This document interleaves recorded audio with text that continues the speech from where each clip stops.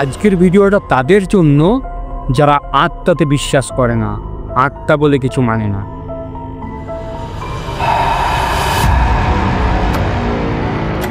Hello guys, এসে গেছি আবার একটা নতুন ভয়ঙ্কর ভূতের ঘটনার সাথে।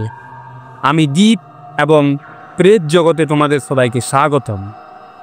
আজকে তোমাদেরকে যে গল্পটি শোনাবো সেটি আমাদেরই এখানে আমরা একজনকে কাকা কাকা বলি, যে শ্মশানে মরা বোয়ায় তার সাথে ঘটা একটা ঘটনাটিতে একটা অদ্ভুত ভৌতিক ঘটনা ধরা পড়েছে, যা আজ তোমাদের সাথে শেয়ার করছি। তো চলো বেশি কথা না বলে ভিডিওটি শুরু করা যাক। আর যারা আমার চ্যানেলে নতুন তারা অবশ্যই চ্যানেলটিকে সাবস্ক্রাইব করো, আর ফেসবুক পেজ থেকে দেখতে তো অবশ্যই পেজটিকে ফলো করে নাও। তো চলো শুরু করা যাক আমাদের প্রেত জগতের আজকের এপিসোড, যেখানে গল্প নয় অভিজ্ঞতা শোনানো হয়। তো এই গল্পটি মূলত আজ থেকে 2 বছর আগের গল্প। আমরা আমাদের যে শ্মশানে মরা পোড়ায় কাকা, তার কাছ থেকে গল্পটি জানতে পেরেছি। আমরা এই ভিডিও করার জন্য তাকে জিজ্ঞেস করেছিলাম যে কাকা, তোমার কাছে কি কিছু গল্প আছে? তো কাকা বলেছিল যে হ্যাঁ, একটা গল্প আছে। তো তার কাছ থেকে আমরা এই গল্পটি নিয়েছি। কাকার নাম বীরেন্দ্র চক্রবর্তী। তিনি আমাদের শ্মশানে মরা পড়ার কাজ করেন। চলে যাই আমরা গল্পতে। একজন ছেলে, তার মা মারা গেছিল। ছেলে খবর দেয় কাকাকে যে আমরা মরা পোড়াতে আসবো, ওই সন্ধ্যা নাগাদ চলে আসবো। কাকা সেই মতো শ্মশানে সব কিছু একদম তৈরি করে সাজিয়ে, মানে যেটাতে মোড়াটাকে শোয়ানো হয়, ওই কাঠটা দিয়ে যে সাজায় সেইটা, তো সেইটাকে সাজিয়ে ওয়েট করছিল। কিন্তু এইদিকে এরা আসেই না। কাকা ফোন করে তখন যে কি ব্যাপার, এখনও যে তোমরা এলে না, এত দেরি হচ্ছে কেন? এইদিকে যে সন্ধ্যা বাড়ছে আর শনিবারের রাত। তো যারা ছিল তারা ফোনে বললেন যে সবাই এখনও আসেনি, সবাই না এলে কিভাবে নিয়ে যাব। আর তোমরা তো সবাই জানো যে যখন কেউ মারা যায়, তার আত্মীয় স্বজন সবাই যদি না আসে, সবাই যদি না দেখে, তাহলে মোড়া নিয়ে যাওয়া হয় না, যতক্ষণ না সবাই এসে শেষ দেখা দেখছে।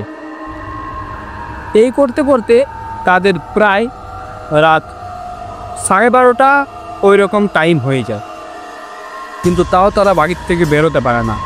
এদিকে কাকা একাই নদীতে বসে আছে, মানে যেখানে নদীতে শ্মশানে মরা পোড়ানো হয় সেইখানে বসে আছে। এইবারে যে মারা গেছেন তার ছেলে, তার খুব ইচ্ছা ছিল যে মাকে আমি শেষ বিদায় দেব একটা সুন্দর খাটে করে। তাই সে অনেক টাকা খরচা করে একটা সুন্দর খাট তৈরি করেছিলেন তার মায়ের জন্য। কিন্তু অনেক দেরি হওয়ার কারণে তারা খাটে নিয়ে আসবে ভেবেও আনতে পারেনি।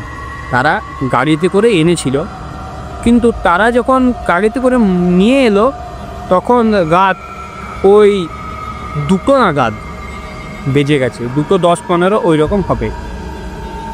তারা এসে নিয়ে গেছে কাকার কাছে। সেইখানে গিয়ে কাকা ওই লাস্টার যেসব কাজ থাকে, স্নান করানো, ঘি মধু যেসব মাখায় সেগুলো মাখানো, তারপরে শয়ে মরাটাকে চাপানো। মানে প্রথমে বললাম কাঠ দিয়ে যেটা তৈরি করা হয়, যার উপরে ওই লাশটাকে শুইয়ে আগুন দেওয়া হয়। তো কাকা বলছে শয়ে লাশটাকে শুইয়েছি ঠিকই, কিন্তু যেমন যেমন আগুন জ্বলছে তেমন মানে কাঠগুলো সব পড়ে যাচ্ছে, আর আগুনের সামনেও বেশি যাওয়া যাচ্ছে না। তো কাকা বলছে আমাদের কাছে 2টো বড় বড় বাঁশ ছিল, ওই বাঁশে করে কোনো রকমে কাঠগুলোকে আবার চাপাচ্ছি, কিন্তু আবার পড়ে যাচ্ছে। যেগুলি কোনোদিন ঘটেনি সেইগুলি করছে, বড় বড় মোটা মোটা কাঠ সব পড়ে যাচ্ছে। আস্তে আস্তে যারা যারা মোড়া পোড়াতে শ্মশানে গেছিল শেষ কাজে, তারা সবাই স্নান টান করে খাওয়া দাওয়া করে বাড়ি ফিরে চলে আসে। 2-3 জন শেষে ছিল, যারা মরা পোড়ার শেষে একদম চিতা শান্ত করে ওই একটা হাঁড়ি নিয়ে জল দিয়ে ঘোরানো হয়, তারপরে জল দিয়ে চিতাটা শান্ত করা হয়, আগুনটা নেমানো হয়। তো সেটা করে বাকি দুজন ছিল, ছেলে এবং ছেলের কেউ হবে ভাই বা কেউ, অতটা মনে নেই। তো তারা ওই কাজটা করে বাড়ি ফিরছে। কাকাকে বলছে, কাকা তুমি এখন যাবে না? হ্যাঁ যাব, তোমরা যাও আস্তে আস্তে, আমি এই তালাটা লাগিয়ে, এই ঘরটা তালা লাগিয়ে পরে আমি আসছি। যখন ঘরটা তালা লাগাচ্ছে তখন মোটামুটি রাত তোমার ওদের মরাপো শুরু হয়েছিল 2:30 নাগাদ, এবার একদম ভোর টাইম হয়ে গেছে। তো সেই সময় কাকা বলছে দুটো ছেলে, ছোট ছোট ছেলে, দুটো ছেলে এসে পরে বলছে, কাকা আমরা কি ওই শটার কাছে যে হাঁড়িটা রাখা আছে ওটা নিতে পারি? কাকা অবাক, এত রাতে এই বাচ্চাগুলো কোথার থেকে এলো? ছোট বাচ্চা দুজন। কাকা জিজ্ঞেস করেছে, কেন তোরা হাঁড়িটা নিয়ে কী করবি? তো বলছে, না আমাদের কাজ আছে, মা নিয়ে যেতে বলেছে। কাকাও তখন অতটা সেন্স করেনি, বলছে ঠিক আছে নিয়ে আসতে পারবি তো নিয়ে, আমার কোনো অসুবিধা নেই। কিন্তু কাকা বলছিল যে ওই রকম জিনিস নিতে গেলে নাকি অনেক কিছু হয়, হয়তো তুমি নিতে গেলে শুনতে পাবে এই এখানে কেন এসেছিস, অথচ দেখবে কোথাও কেউ নেই। তো এরকম জিনিস হয়। কাকা দাঁড়িয়ে আছে, কাকা বলছে তারা গেল এবং হাঁড়িটা নিয়ে চলেও এলো, কিছুই হলো না তাদের সাথে। কাকা বললেন, তোরা এত রাতে দুজন কোথার থেকে আসছিস?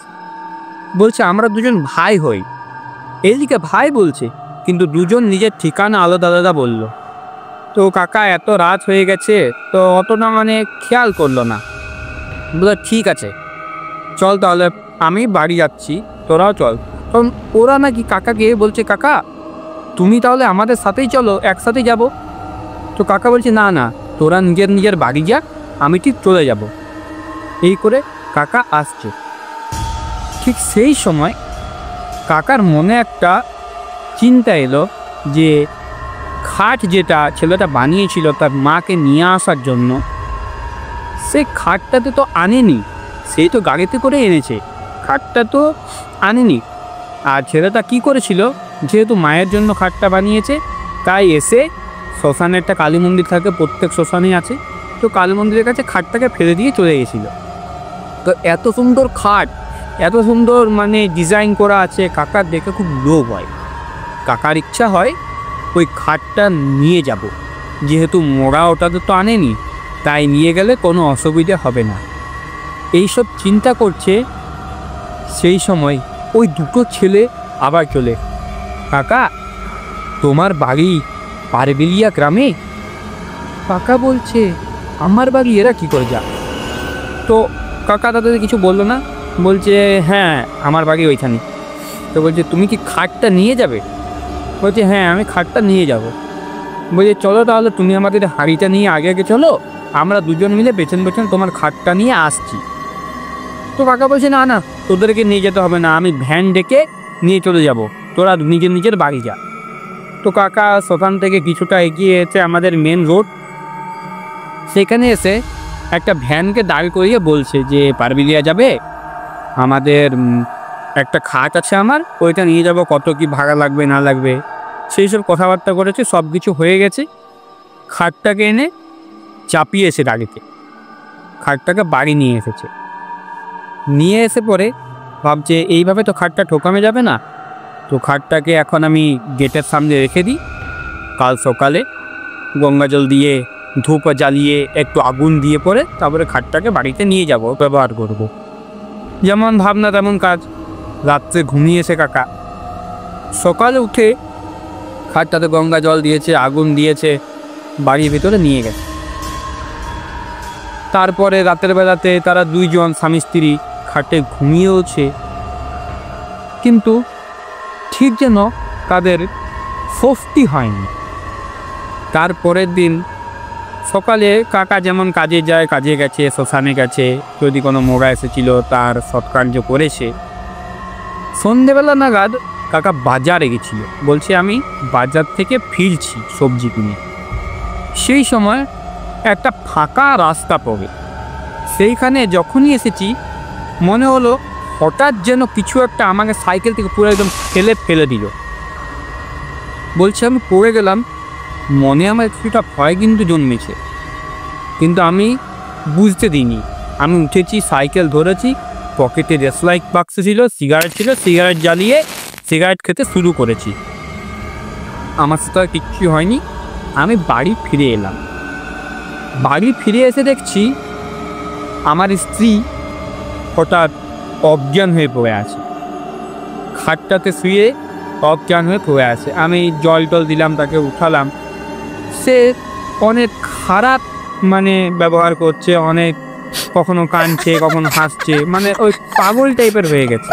হঠাৎ কাল রাতেই যে মহিলাটি একদম ঠিক ছিল, সকালে ঠিক ছিল, সন্ধ্যাতে এইরকম দেখা যাচ্ছে।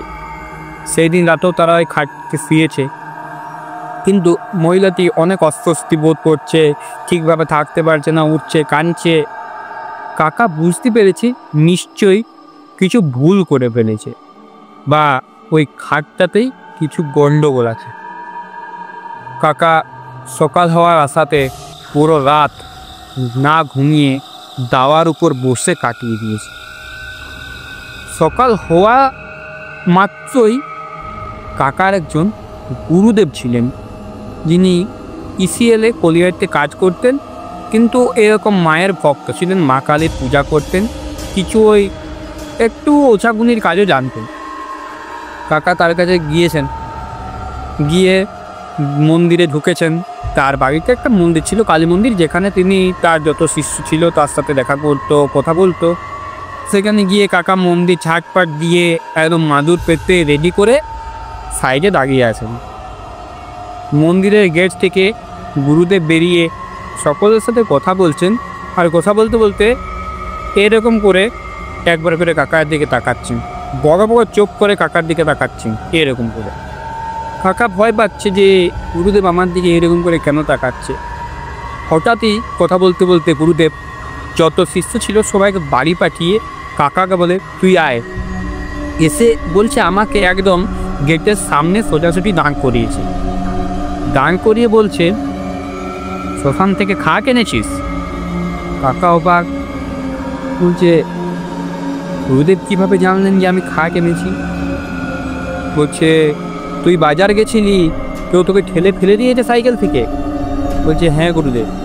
বলছে তোর বউ খারাপ ভূতের মতো আচরণ করছে, পাগলের মতো আচরণ করছে, যেন তার মাথার গন্ডগোল হয়েছে? বলছে হ্যাঁ। বলছে তুই যে খাটটা নিয়ে এসছিস খুবই ভুল করেছিস, খাটটা আনা তোর একদমই উচিত হয়নি, সে তোর সাথেই আছে, এখন এইখানে ঢুকতে পারেনি, ওই বাইরে দাঁড়িয়ে আছে, কিন্তু সে সবসময় তোর সাথেই আছে। তোর আর তোর বউকে একটা তাবিজ দিয়েছিলাম মনে আছে? কয়েকদিন আগে কোনো কারণবশত হয়তো গুরুদেব তাদেরকে একটা তাবিজ দিয়েছিলেন, দুজনকে দুটো, তো সেটার জন্য নাকি তাদের কোনো ক্ষতি করতে পারেনি, নাকি ক্ষতি করে দিত। তো বলছে তুই এই খাটটা এনে খুব ভুল করেছিস, খাটটা আনা তোর একদমই ঠিক হয়নি। বলছে গুরুদেব তাহলে কি করব? বলছে এখন কয়েকদিন একদম শ্মশানে যাবি না, আর যদি শ্মশানে যাস তো আমাকে জানিয়ে যাবি। আর এখন বাড়ি গিয়ে প্রথম কাজ হচ্ছে তোর কোনো একটা লোককে ওই খাটটা বিক্রি করা এক দামে, কোনো দামাদামি করতে পারবি না, সে যেই দাম বলবে সেই দামে তোকে বিক্রি করতে হবে, এইটাই তোর কাজ। আর তারপরে যেই দামে বিক্রি হবে তার দ্বিগুণ টাকা দিয়ে তোকে ওই টাকাটা কোনো গরিব আশ্রমে দান করতে হবে, বা কোনো ভালো কাজে লাগাতে হবে, বা শ্মশানে গিয়ে পুজো দিয়ে দিতে হবে। ঠিক আছে গুরুদেব, তাহলে আমি তাই করব। এই করে সে বাড়ি ফিরছে, আর ফিরতে ফিরতে ভাবছে এখন যদি এই খাটটা কোনো মানুষকে দেখায় তাহলে সে তো 1000-2000 টাকা দাম বলবে, কারণ খাটটা অনেকই কারুকার্য করা, অনেক সুন্দর, খুবই সুন্দর খাটটা। তো কাকা ভাবছে যদি এখন 1000-2000 দাম বলে, 1000-2000 যদি বিক্রি করি তাহলে 2000 আমাকে 4000 টাকা দিয়ে দান করতে হবে, পুজো করতে হবে, আমি গরিব মানুষ, এত টাকা পাবো কোথায়? আস্তে আস্তে কাকা এইসব ভাবতে ভাবতে একটা ভ্যান গাড়ি নিয়ে একটা লোক আসছে, বলছে যাবে? হ্যাঁ যাবো। চেপেছে, আস্তে আস্তে তার সাথে গল্প বলছে। কাকা বলছে একে বলে দেখবো। ভাবতে ভাবতে বললো, ভাই আমার একটা খাট বিক্রি করা আছে, দেখবে তো যদি কেউ থাকে তো। লোকটা হঠাৎ বলছে, কাকা আমার একটা খাট নেওয়ার আছে, তুমি বিক্রি করবে? বলছে হ্যাঁ। বলছে আমি আজকেই করব, তোকে আজকেই নিতে হবে নিলে। বলছে হ্যাঁ ঠিক আছে, আমি আজকেই নেব। বলছে চল তাহলে খাটটা দেখবি। গিয়েছে, ঘরের পাশে গাড়ি দাঁড় করিয়ে নেমেছে। বলছে কাকা কত নেবে? বলছে আগে খাটটা দেখ তারপরে বলিস। খাটটা নিয়ে গিয়ে দেখিয়েছে। বলছে কাকা কত নিবে বলো? বলছে তুই কত দিবি বল না, তুই যত দিবি আমি তোকে তততেই দিয়ে দেবো। লোকটা বলছে কাকা ইয়ার কি কেন করতো, বলো না কত দাম নিয়ে নেবে? বলছে তুই যত দিবি ততই নেব, কোনো ইয়ার কি করছি না। লোকটা বলছে আমি 100 টাকা দেবো। বলছি ঠিক আছে তাই দিই। তারপরে 100 টাকা নিয়ে খাটটা দিয়ে দিয়েছে। আর তারপরের দিন গুরুদেবকে জানিয়ে ওই 200 টাকা নিয়ে গিয়ে শ্মশানে পুজো দিয়েছে এবং গরিবদের মধ্যে ভোগ বিতরণ করে এসেছে। তারপর থেকে তাদের বাড়িতে আর কোনো কিছুই হয়নি। শুধু গুরুদেব বলেছিলেন কোনোদিন শ্মশান থেকে কোনো জিনিস নিয়ে আসিস না, আর বাবা ভোলানাথের কাছে গিয়ে ক্ষমা চা এবং বলে আয় যে আমার ভুল হয়ে গেছে, এবারের মতো আমাকে ক্ষমা করে দাও, এই ভুল আমি আর কোনোদিনও করব না। তো বন্ধু, এই ছিল আজকের গল্প। তো এইবার প্রশ্ন হচ্ছে, তোমরা যারা ভূতে বিশ্বাস করো না, আত্মাতে বিশ্বাস করো না, তাহলে এই ঘটনাটাকে তোমরা কোন ভঙ্গিতে বিচার করবে? আমাকে অবশ্যই কমেন্টে জানাবে তোমাদের মতবাদ, এবং তোমাদের মতামত জানানোর পাশে অবশ্যই চ্যানেলটাকে সাবস্ক্রাইব করো, লাইক করো, আর ফেসবুক পেজ থেকে দেখলে অবশ্যই পেজটিকে ফলো করে নাও, কারণ আরও এরকম নতুন ঘটনা নিয়ে আমরা খুব তাড়াতাড়ি আসছি। আর তোমাদের কারোর যদি ঘটনা পাঠানোর থাকে, তোমাদের সাথে যদি হয়ে থাকে, অবশ্যই ডেসক্রিপশন থেকে আমাকে মেল করবে। আসছি খুব তাড়াতাড়ি নতুন ভিডিওর সাথে। আজকের মতো টাকা।